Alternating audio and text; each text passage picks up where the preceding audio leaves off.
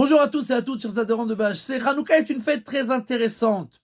On allume la Hanoukia la nuit, un moment d'obscurité. On allume la Hanoukia en dessous de 10 Tfachim, de 1 mètre, là où la Shrina ne descend jamais.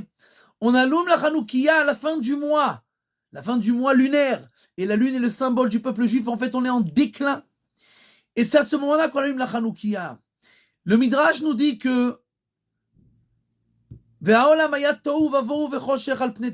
monde était tohu bohu, était dans l'obscurité la plus totale, et ça fait trait aux 4 exils que le peuple juif a passé.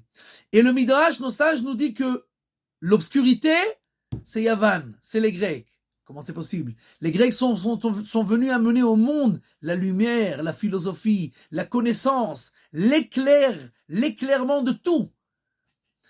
Mais le problème, c'est que cette lumière, c'est une lumière extérieure complètement. On veut seulement se montrer. On veut les muscles, on veut la beauté, on veut le sport, on veut tout ce qui a trait à l'extériorité.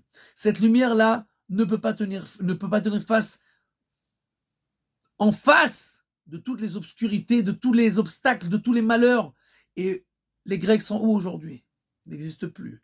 La Grèce ancienne, je parle, bien entendu. D'accord?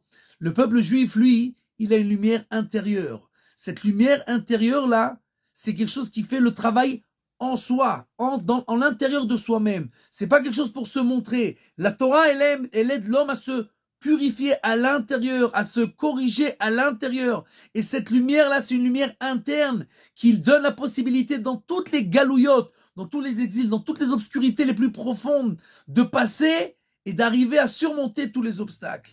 C'est pour ça que le peuple juif, dans tous les malheurs, dans toutes les holocaustes, dans toutes les exils qu'il a eus, vu que la lumière était intérieure, que le travail était profond, alors le peuple juif a réussi à surmonter tous ces malheurs-là et tous ces exils.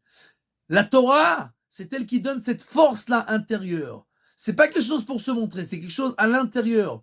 Plus quelqu'un étudie, plus il se renforce en lui-même, plus il purifie son intérieur, et plus il a la force de passer tous les malheurs de ce monde-là, de toutes les générations, jusqu'à la fin des temps. Bezrat Hashem Bekarov Mamash.